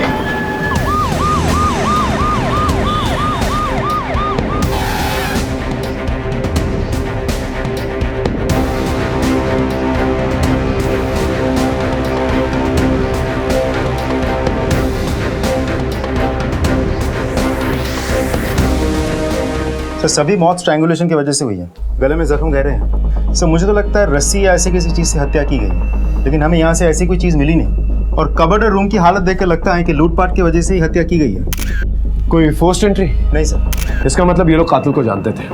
कातिल के लिए दरवाजा खोला, कातिल अंदर आया, इनको मार के फरार हो गए। 3 हत्याएं हुई। सभी थानों को अलर्ट करो और पता करो कोई लूट मार वाला गैंग सक्रिय तो नहीं। सर घर में ज्यादा पैसे नहीं रहते थे, रेस्टोरेंट की कमाई हर तीसरे दिन पापा बैंक में जमा करवा देते थे। सर मम्मी के जेवर भी ज्यादातर लॉकर में ही रहते थे बैंक के। आप लोग किधर रहते हैं? सर मैं और मेरी फैमिली यहीं कॉलोनी में आगे रहते हैं। कल मैं आया था पापा से मिलने। क्यों? रोज ही आता हूँ सर गुड नाइट कहने। क्या बातचीत हुई थी कल? दरअसल मेरी बहन निधि अपनी शादी को लेकर बहुत परेशान थी सर। 34 साल की हो गई थी। जब पापा उसके लिए लड़का ढूंढ रहे थे तब उसने मना कर दिया और वो खुद अपने लिए लड़का ढूंढ रही थी। पापा बता रहे थे कि कल उसने किसी लड़के को बुलाया था, पर क्योंकि उसकी उम्र कम थी पापा को पसंद नहीं आया तो पापा ने उसे बेइज्जत करके भेज दिया। क्या नाम था उसका? मालूम नहीं। आप? ये मेरी वाइफ। जी क्या नाम है आपका? जी मेरा नाम त्रिखा है। घर में और कौन कौन?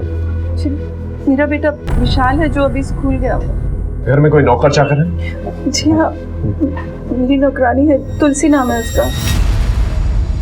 रात में वो यहीं रहती है? जी नहीं, काम कर कर चली जाती है अपने घर। रोज सुबह 8 बजे आ जाती है, पता नहीं आज कहाँ रह गई, कोई फोन भी नहीं आया उसका। साहब, मैं कल रात को सेठ जी को मिला था। रोज आता हूँ वो वाउचर पे दस्तखत लेने के लिए।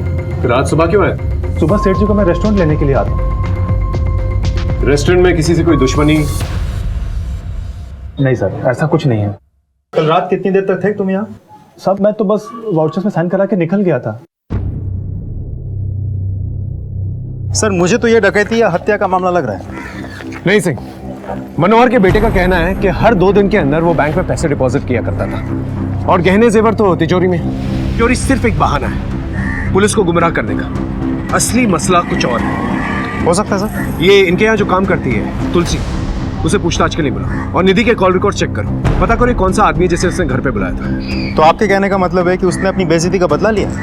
लेकिन सर, अगर वो ऐसा करता भी है तो निधि को क्यों मारेगा? अभी फिलहाल कुछ कहा नहीं जा सकता। घर वालों के कॉल रिकॉर्ड चेक करो और आस पड़ोस में पूछताछ करो, शायद किसी ने कुछ देखा। सर,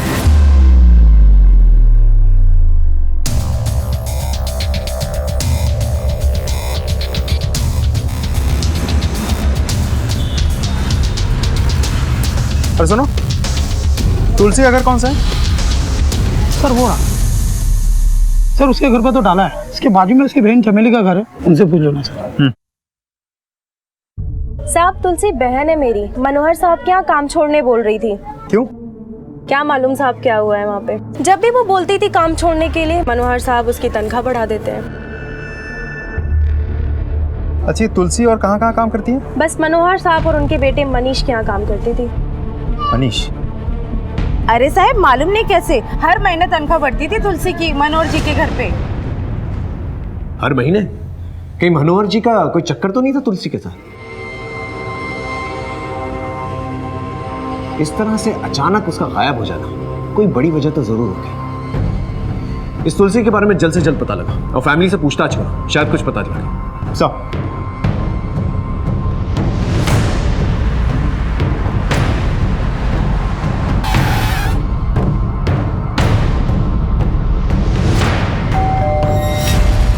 पापा कब कब तुलसी का पैसा बढ़ाते थे हमें मालूम नहीं सर, हमारे सामने तो नहीं बढ़ाया उन्होंने।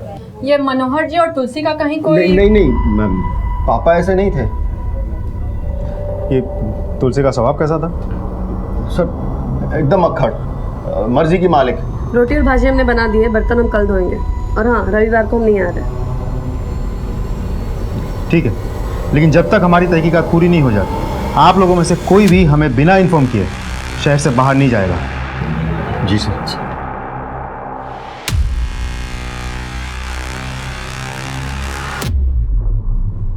इस तुलसी का कोई तो चक्कर है। इस औरत का कुछ पता चला? सर, कांस्टेबल किशोर ने इन्फॉर्मेशन निकाली है। तुलसी को किसी ने मेरठ के बस पर चढ़ते हुए देखा है। मेरठ पुलिस को इन्फॉर्म करो। मुझे लग रहा है मनोहर और इस औरत का कोई तो चक्कर है, या फिर सीधे सीधे मार के चली गई और तिजोरी में जो मिला वो लेकर चली गई। लेकिन सर, 3 लोगों का गला, वो भी एक औरत नहीं। जवान औरत कर सकती, या फिर किसी की मदद ली, कुछ भी पॉसिबल। जी सर। इस मनोहर शर्मा का बैंक अकाउंट किस बैंक में ये पता लगा, स्टेटमेंट निकालो। देखें तो सही कि हर 2 दिन में ये बैंक में पैसे डालता भी था, या फिर बात कुछ और है। सर, ये निधि के कॉल रिकॉर्ड उस शाम को इसके बाद किसी विकास सरीन से हो रही थी। इनफैक्ट पहले भी बहुत बातें हो चुकी हैं। पता निकलवा लिया इसका, बुलवा भी लिया। गुड। निधि शर्मा को कब से जानते हो? सर, 1 महीने से रिलेशनशिप में है मैं और निधि। कहाँ मिली? इंटरनेट पे। उम्र में तुझसे बड़ी है, पैसा देके उसके पीछे पड़ा। सर, कैसी बात कर रहे हैं, वो अच्छी लड़की है। देख, होशियारी मत कर, है नहीं थी, मर चुकी है वो। ये मुझे नहीं मालूम है सर। ये तो मालूम है ना, उसके बाप का रेस्टोरेंट। पहले नहीं पता था, बाद में मालूम हुआ सर। और निधि ने मुझे खुद प्रपोज किया था सर। अपने पापा से भी उसी ने बात करी थी। मैं जब उस दिन उसके घर गया, उस बुढ़े ने, निधि के पापा ने सर मेरी इज्जत उतार ली। मैं मानता हूँ सर कि मन में थोड़ा लालच था कि मैं भी बड़े घर का दामाद बनूँ। और दामाद बन नहीं पाया तो सबको मार के बदला ले लिए। उस रात को कहाँ था तू? सर, यही था, बस्ती में ही था। लॉकअप में बात करो सर। लेके जा। सर, मैंने कुछ नहीं किया, आप पता करवा लीजिए, मैं बस्ती में ही था। सर सिंह, पता करो ये सच बोल रहा है कि नहीं, और मनोहर का बैकग्राउंड चेक करो। अगर एक सड़क चलता आदमी उसकी लड़की के जरिए उसे टारगेट कर सकता है, तो कुछ और लोग भी हो सकते हैं। जाओ। कहाँ था तू इतने दिनों से? कितने दिनों से फोन ट्राई कर, फोन क्यों नहीं उठाता तू? झुमके मेरे लिए अपने ब्याह के दिन पहनूंगी। चल बता कब रचा रहा है ब्याह, और ज्यादा टाल मटोल मत करना। कैसी लग रही हूं मैं?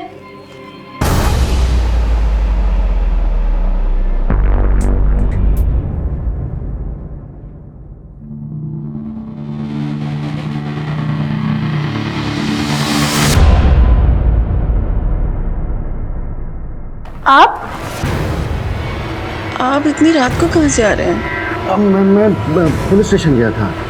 क्या हुआ? ऐसे ही कुछ पूछताछ करनी थी। सोचा तुम रात हो तो फिर टेंशन मत लो, सो जाओ।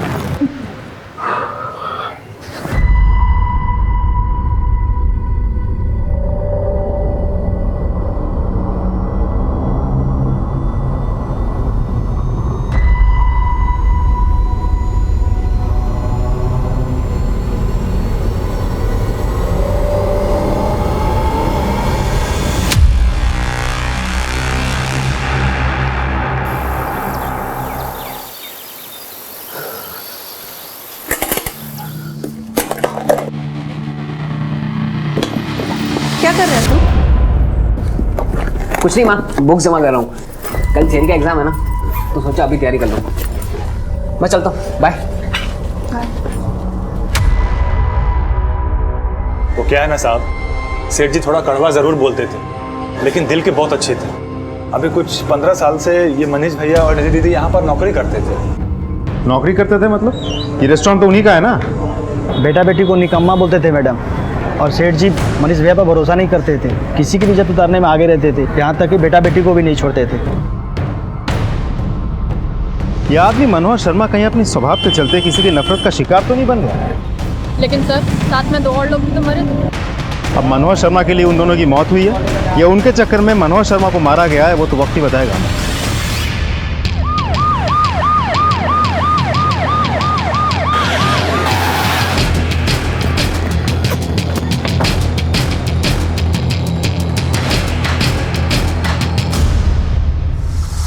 ये देखिए, बहुत ही बेरहमी से गला दबाया गया है। लेकिन सर इतनी बेरहमी से कान क्यों काटे होंगे? हो सकता है कान के जेवर निकालने के लिए। सर ये फोन मिला है, लगता है इस लड़की का है। इस नंबर को CDR में भेजो, सारे डिटेल्स निकालो। अब फॉरेंसिक टीम को बोलो, लाश को पोस्टमार्टम के लिए भेजो। जी सर। हाँ साहब, यहाँ का सेक्रेटरी मैं ही हूँ। डेवलपर का खास आदमी है भुवन रस्तोगी। 3 साल से मनोहर साहब के पीछे पड़ा है कंसेंट पेपर पे साइन कराने के लिए। रस्तोगी बोल रहा था अब तो बुढ़े के मरने के बाद ही कुछ हो पाएगा। क्या है ना कि करोड़ों अटका हुआ है डेवलपर का। अच्छा एक बात बताइए, अब जब मनोहर जी नहीं रहे, उनकी डेथ हो गई, तो पेपर पे साइन कौन करेगा? कौन करेगा? बेटा बेटी। और सॉरी, बेटी तो मर चुकी है, मनीष ही करेगा। उसको तैयार भी कर लिया है रस्तोगी ने। सर रिंग जा रही है, रस्तोगी फोन नहीं उठा रहा है, लगता है फरार हो गया सर। मुझे तो लगता है सारा खेल फायदे नुकसान का है। फायदे और नुकसान का? Of course. घर पे बाप का कंट्रोल, रेस्टोरेंट पे बाप का कंट्रोल, रीडेवलपमेंट बाप की वजह से रुका। मनोहर की मौत से मनीष, रस्तोगी, तुलसी और ना जाने कितने लोगों को फायदा हो सकता है। तो फिर बहन क्यों मारी गई सर? देखा जाए तो सबसे ज्यादा फायदा मनीष ही को है, क्योंकि कोई अब हिस्सेदार ही नहीं। एक काम करो, ये सारे घर वालों के कॉल रिकॉर्ड चेक करो, इनके मूवमेंट्स पे नजर रखो। इस परिवार से जुड़े हर एक इंसान की पूरी कहानी चाहिए मुझे। चलो। सर। हाँ कम है। सर ये मनोहर के बैंक अकाउंट के डिटेल्स। इस अकाउंट में पिछले 1 हफ्ते में कोई भी पैसा डिपॉजिट नहीं हुआ है सर, लेकिन हाँ मनोहर की बीवी के जेवर लॉकर में मौजूद है। हो सकता है मनीष को इस बात का पता ना हो, या फिर पैसों को लेके हमसे कुछ छुपा रहा हो। Sir by the way, Manish का भी एक सेविंग अकाउंट इस बैंक में है। उसके अकाउंट के ट्रांजैक्शन पर नजर रखो, मुझे पूरा अंदेशा है कोई ना कोई हरकत जरूर होगी।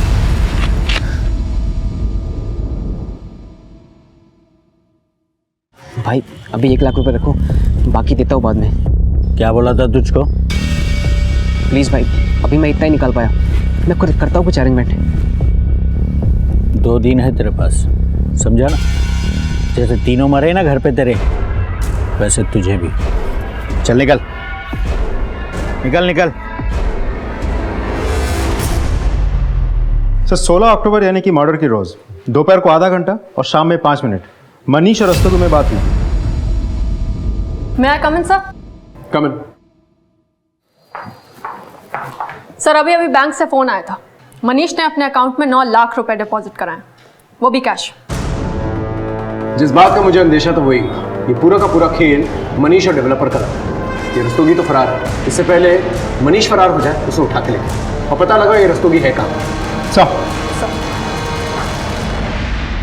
एक घर में 3 लोगों की एक साथ हत्या हो गई। इस घर में मरे हुए लोगों से सबको बैर था, हर कोई रंजिश पाल रहा था, लालच को पनाह दे रहा था। इनके रिश्तों में ही दस्तक थी, कोई भी कभी भी किसी को भी नुकसान पहुंचा सकता था। अरे सर, मेरी रस्तोगी के साथ कोई प्लानिंग, कोई सेटिंग नहीं थी। मैं क्यों मारूंगा अपने पापा को, मम्मी को और बहन को? तो फिर इतने सारे पैसे आए कहां से? 9 लाख रुपए थे ना? नहीं सर, 10 लाख रुपए थे। 1 लाख रुपए कहां गए? मालूम नहीं सर। वो 1 लाख रुपए की तूने सुपारी दी थी ना अपने माँ बाप अपनी बहन को मारने के लिए, क्योंकि उनको मार के सबसे ज्यादा फायदा तुझे ही है। रीडेवलपमेंट, रेस्टोरेंट और घर सब कुछ तेरे नाम पर हो जाएगा, तेरी मनमानी चलेगी, है ना? देखिए सर, आपको जो कहना आप कह सकते हैं, लेकिन मैंने किसी की कोई सुपारी नहीं दी है। सर पाई पाई करके पैसे जोड़े हैं रेस्टोरेंट में काम करके। जोड़े हैं या फिर वहां से तोड़े हैं? देख सब सच बता, वरना हलक से जबान निकालूंगा, समझा? बोल।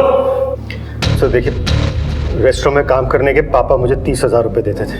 आपको लगता है 30,000 रुपए में घर चल सकता है? तो कभी कभार ऊपर से 1,000-2,000 रुपए मार लेता था। मर्डर के दिन रस्तोगी से बातचीत हुई थी तेरी? बहुत बातचीत होती थी उसके साथ, क्यों? सर उस दिन पापा का रस्तोगी के साथ फिर से झगड़ा हुआ और उस शाम।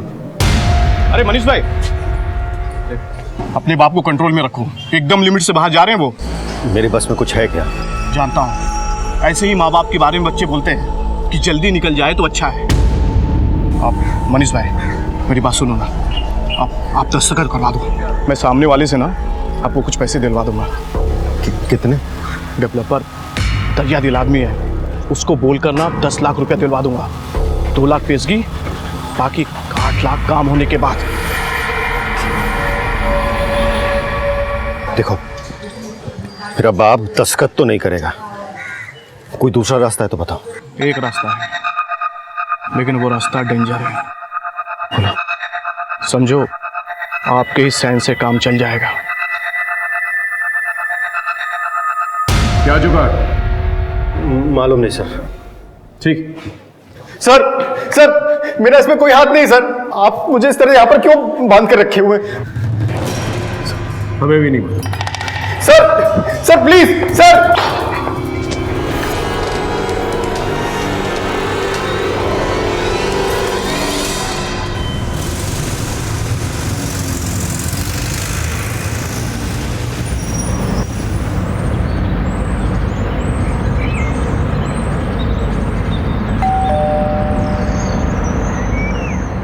क्या काम है? मैडम आपका पार्सल। नहीं, हमें कोई पार्सल नहीं चाहिए। जिसे पार्सल चाहिए वो अंदर है।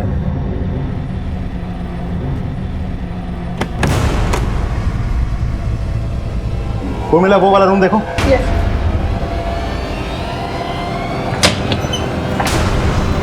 हो गया, चले।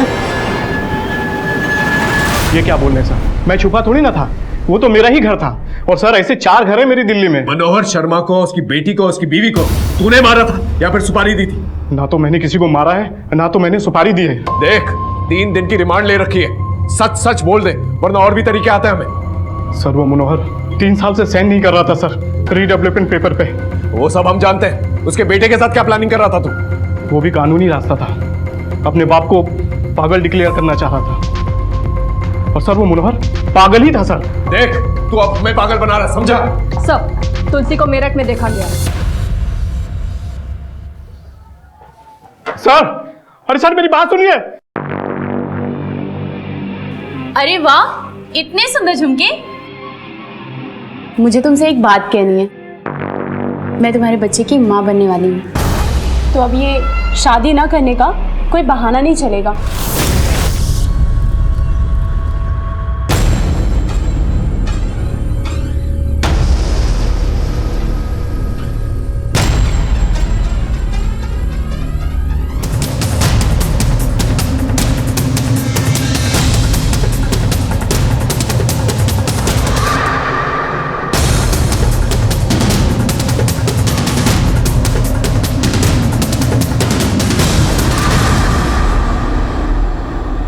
साहब हम डर गए थे साहब। उस घर के लोग सब एक दूसरे के पीछे ही पड़े रहते थे, हम पे भी शक कर रहे थे साहब। हमारा तो झगड़ा भी हुआ था मनोहर साहब से, इसीलिए भागे थे साहब हम। झगड़ा क्यों? सब वो है ना मनोहर साहब, वो सबसे झगड़ते थे साहब। फिर काम क्यों करती थी वहां? पति की तनख्वाह क्यों बढ़ाता था? क्या तू बढ़वाती? क्या चक्कर था? मैंने पूछा चक्कर क्या है? बोलेगी या इनसे बुलवाओ? बोल। सब कुछ चक्कर नहीं था हमारा, उस घर में हमारी इज्जत लुटी गई थी।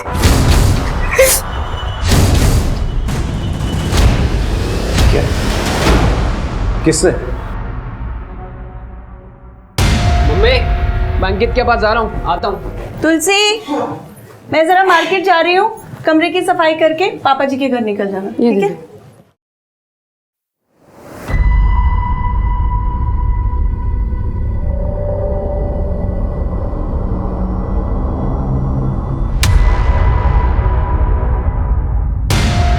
ये बात मैंने पापा जी को बता दी। तू मेरी औलाद है या पिछले जन्म का दुश्मन? ये औरत अगर बाहर चली गई, बात बाहर फैली तो इज्जत किसकी उछलेगी? हमारी, क्योंकि तेरी तो कोई इज्जत है ही नहीं रे। बस आप इस बात को यही रफा दफा कर दो। ऐसे कैसे इस बात को यही रफा दफा कर दे पापा जी? इज्जत तो हमारी लुटी गई है यहाँ पे, इंसाफ अब आपको दिलाना होगा। तुलसी, मेरी बात सुनो आप। नहीं पापा जी। अच्छा एक बार सुन तो लो, नहीं समझ में आया तो जो तुमको करना है वो करना। हाँ? आओ तो सही, मैं समझाता हूँ। आओ। देख तुलसी, हम मानते हैं कि तुम्हारे साथ जो भी हुआ है गलत हुआ है। तो तुलसी, ये मर्द जो है ना कुत्ता होता है, बिल्कुल कुत्ता। मारा उसको, तुम्हारे सामने थप्पड़ मार दिए। तुलसी ये रखो, ये कुछ पैसे रखो, तुम्हें हमारी कसम है, पकड़ो पकड़ो, और देंगे हम। तुम चाहोगी उतना, पर आज के बाद तुम हमारे घर काम करोगी, पर कहीं और काम नहीं करना है। मुंह है तो बात कहीं ना कहीं कभी ना कभी मुंह से निकल जाती है ना, लेकिन अगर ये बात बाहर किसी को मालूम पड़ी तो मनीष का तो जो होना है वो होगा ही, पर तुम्हारी इज्जत भी जाएगी। तुम्हारे साथ जो हुआ वो अपराध था, तुमने पुलिस में कंप्लेन क्यों नहीं की? साहब हमें अपनी बात में फंसा लिया था पापा जी ने, अपनी इज्जत की दुआई देके। तुम्हें क्या लगता है ये मनीष ने अपने माँ बाप और अपनी बहन को मारा है? पता नहीं साहब, उस घर में सब एक जैसे हैं, बच्चा हो या बड़ा। मतलब? वो मनीष का बेटा विशाल, पापा जी सबसे ज्यादा उसे ही मानते थे, और वो पापा जी से हमेशा पैसे मांगते रहता था, और पापा जी उस पर हजारों लुटाते थे साहब। इतने पैसों को करता क्या था? पता नहीं साहब, स्कूल में है मगर बड़ों वाली सारी बुरी हरकतें हैं उसमें, और एक नंबर का बिगड़ैल है सर। और एक बार तो साहब से उसने 2 लाख रुपए मांगे। टीचर ने 2 लाख रुपए मांगे। उर्मिला, इनका स्टेटमेंट लो और इस मनीष के खिलाफ रेप का केस दर्ज करो। सर मुझे समझ में नहीं आ रहा, इतने कम उम्र के लड़कों को इतने पैसों की क्या जरूरत आन पड़ी? ड्रग्स वग्स का तो कोई चक्कर नहीं है सर। कहीं ऐसा तो नहीं कि विशाल ने अपने दादाजी से पैसे मांगे हो, दादाजी ने पैसे देने से इनकार कर दिया तो उसने दादाजी को मार दिया? ये बात तो विशाल ही बेहतर बता सकता। उसे उठवाओ। सर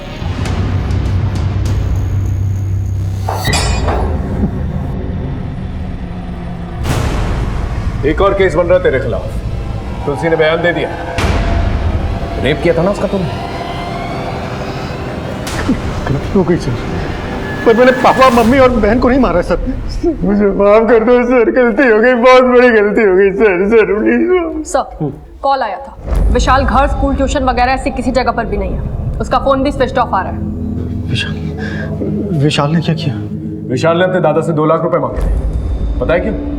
सर ये तो पता है कि पापा ने उसे पैसे देकर बिगाड़ दिया था, लेकिन 2 लाख रुपए क्यों मांगे थे मालूम नहीं। ऐसा करो, विशाल का फोन सर्वेलेंस पे डालो और दिल्ली से निकलने वाले सारे एग्जिट पॉइंट्स को अलर्ट करो, और विशाल के फोटो सर्टिफिकेट लेकर।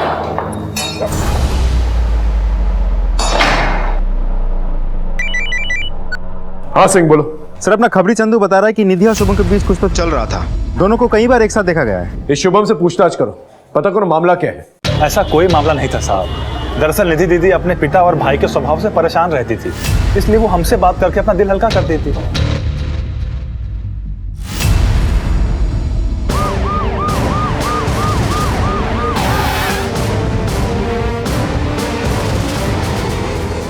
सर ये आई कार्ड मिला है। Suman Pandey, nurse, city hospital. Modus operandi तो सेम है और इसके कान भी काटे गए। इस घर में और कौन रहता है? नहीं साहब, ये अकेली रहती थी। यहाँ कोई आता जाता था? नहीं साहब, ये बस अपने काम से काम रखती थी। इसका मोबाइल नंबर है तुम्हारे पास? हाँ है ना सर। मोबाइल नंबर लो और कॉल रिकॉर्ड निकालो। सर। हाँ सर, विशाल के कॉल रिकॉर्ड। मर्डर के रोज इस नंबर से विशाल को 4 फोन आए। कॉलर का नाम कोई प्रभात लाल है। गणेश नगर का एड्रेस तो दिया हुआ है लेकिन वहाँ कोई है नहीं। सर ये विशाल शर्मा अक्सर मीरठ आता जाता रहता है।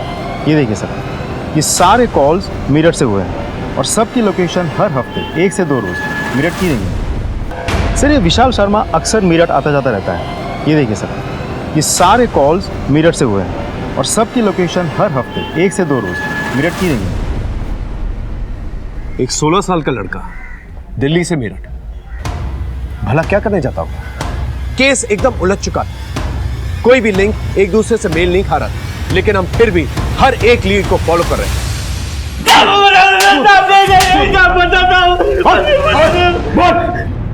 साहब, वो मैं विशाल को लड़कियां सप्लाई करता था साहब। लड़कियां? कब से? साल भर से। यहाँ दिल्ली में? नहीं साहब, विशाल हफ्ते के हफ्ते मेरठ ही आता था साहब।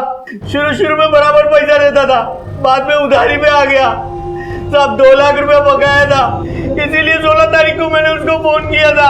लड़कियां पैसा मांग रही थी साहब। परसों उसने 1 लाख रुपया लाके दिया और बोला 2 दिन में देता हूँ, फिर फरार हो गया साहब। हम लोग भी उसी को ढूंढ रहे हैं साहब। परसों मिला था तुझे? सर, विशाल मेरठ में एसपी रोड पे अपने दोस्त के घर में। मेरठ पुलिस को अलर्ट कर। साहब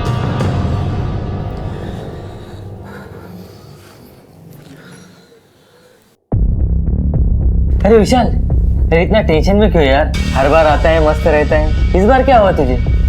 कुछ नहीं यार।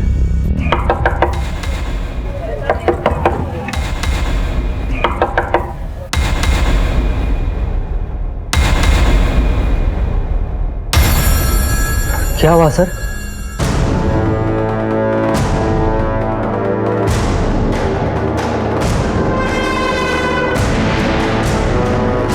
सर क्या हुआ सर? सर मेरी बात तो सुनिए सर। सर आप कहाँ लेके जा रहे सर? सॉरी सर, वो मुझे लड़कियों का शौक लग गया था। तेरे शौक के बारे में तेरे मम्मी पापा को पता? नहीं सर, मम्मी पापा को मत बताना सर, प्लीज सर, उन्हें मत बताना सर।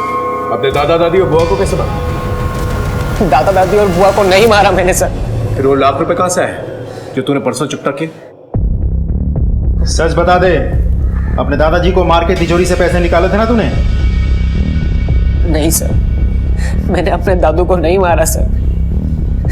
वो पैसे मैंने अपने पापा की सेविंग से चुराए थे। पापा अपनी सेविंग अलमारी के पीछे जमा करके रखते थे, वो मैंने देख लिए थे, वहीं से उठा के मैंने उन्हें दे दिए।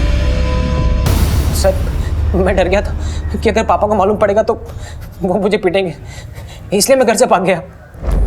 सर मैं अपने दादू से बहुत प्यार करता था सर,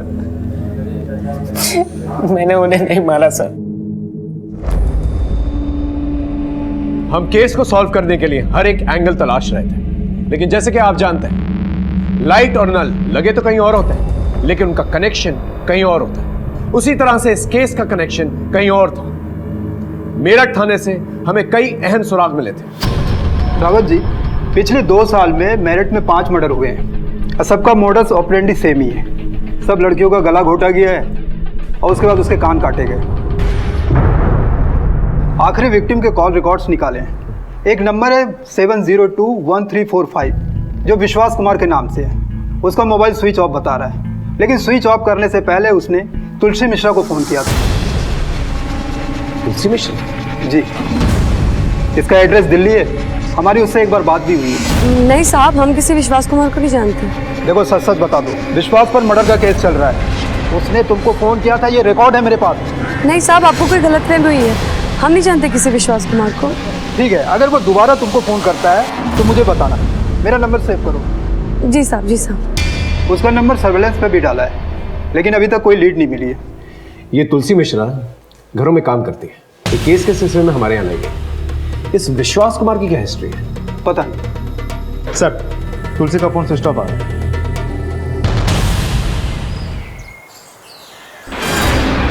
चलिए दूर हटिए आप लोग।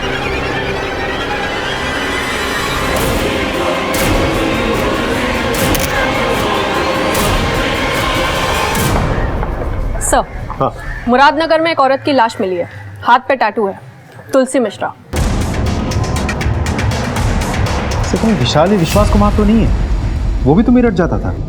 ये विश्वास कुमार तुलसी के टच में था और अब तुलसी मर गई है। इस तुलसी के कॉल रिकॉर्ड दोबारा से चेक करो। वहां के मर्डर्स और यहाँ के मर्डर्स में कॉमन लिंक तुलसी है। इसी के जरिए हमें पता चल सकता है कि मनोहर उसकी बीवी और उसकी बेटी को किसने मारा। मनोहर उसकी फैमिली से जुड़े सभी लोगों के कॉल रिकॉर्ड्स दोबारा से चेक करें, शायद कुछ मिल जाए। सर अब मामला कुछ कुछ साफ होने लगा था।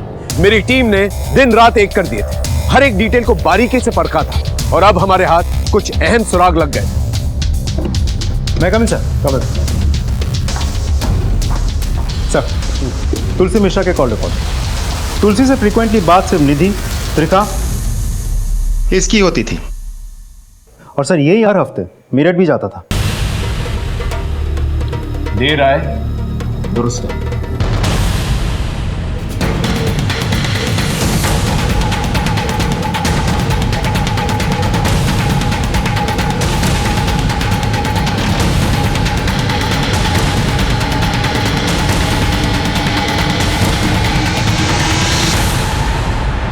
पूजा पाठ कर ली? चला प्रसाद हम देंगे तुझे, चल। साहब अरे चल। अरे उठिए साहब। सब मत मरो, सब मत मरो, सब बस करो। बस अब सच सच बता, बोल। बताता हूँ साहब।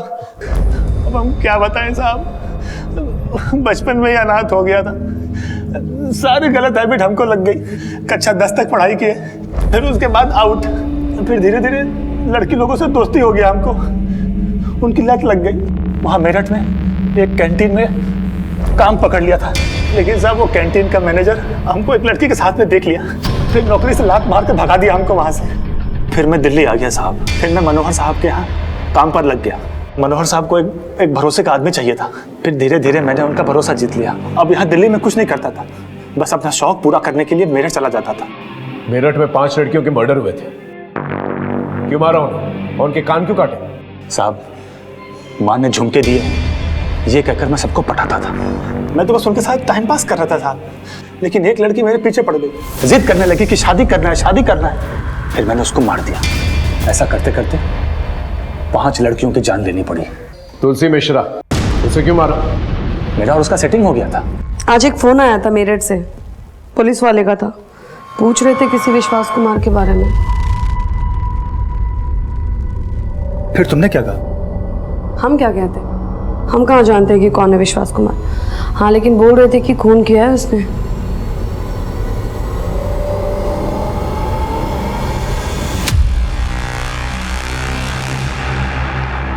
वो लोग जिस नंबर की बात कर रहे हैं वो नंबर तुम्हारा है ना? मुझे लगा ये कभी न कभी पुलिस के सामने अपना मुंह खोल देगी, लेकिन दिल्ली से खाली हाथ जाता तो कहाँ जाता। हम लोग कहीं बाहर गांव जाएंगे, शादी करेंगे, उधर मस्ती से रहेंगे। लेकिन शादी घर गृहस्थ बसाने के लिए पैसे लगते हैं। तभी तो कह रहा हूँ इस बार कुछ बड़ा हाथ मारना है। देख तुझे क्या करना है,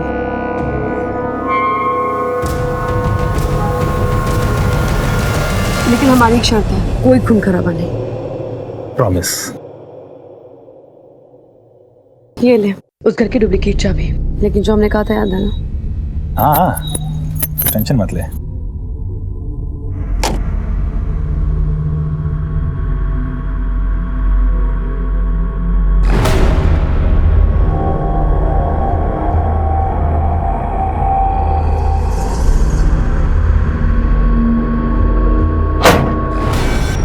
कौन है?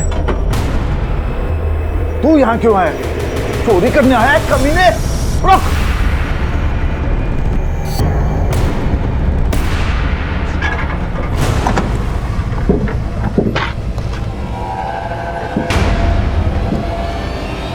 कैसे? साले बुड्ढे।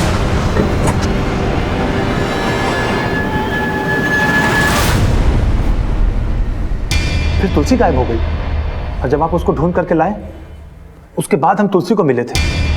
तूने कहा था कि कोई खून खराबा नहीं होगा, तीनों को मार दिया तुमने। अरे बाबा वो एक्सीडेंट था, गलती से मर गए। गलती तुमसे नहीं हमसे हुई है और अब हम सुधारेंगे अपनी गलती। हम सब बताएंगे तुम्हारे बारे में पुलिस को। तू बस देख अब। तुलसी मेरी बात सुन।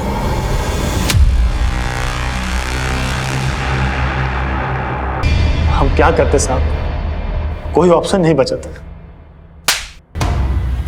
हमारे पास ऑप्शन है, फांसी का फंदा। साहब साहब, देखा आपने इस केस में कितनी दस्तकें थी। मनोहर ने अपने बेटे से ज्यादा शुभम पर भरोसा किया। वो अपने पोते को हजारों रुपए देता रहा बिना ये जाने कि उन पैसों का करता क्या है। मनीष ने अपने बाप की दौलत ही नहीं लूटी बल्कि तुलसी की इज्जत भी लूटी। लेकिन तुलसी ने अपने पर हुए इस दुष्कर्म को छुपा के रखा। यहां तक कि जब शुभम के बारे में पुलिस ने पूछताछ भी की, तुलसी ने इस दस्तक को अनसुना कर दिया। त्रिखा ने अपने मुजरिम पति को पनाह दी, उसी गलती पे पर्दा डाला और यही सेम गलती मनोहर ने फिर से दोहराई। लोग गलतियों पे गलतियां करते चले गए, दस्तकें इग्नोर करते चले गए और नतीजा आपसी रंजिश का किसी और ने फायदा उठाया। निधि और निधि की मां बेमौत मारेगी। कभी भी कोई अनजान इंसान से दोस्ती करने से पहले उसे जान लेना बहुत जरूरी है। ये गलती कभी भी जानलेवा साबित हो सकती है। फिर मिलेंगे एक नए एपिसोड के साथ। तब तक देखते रहिए क्राइम पेट्रोल दस्तक। मकसद बताना नहीं, बचाना है।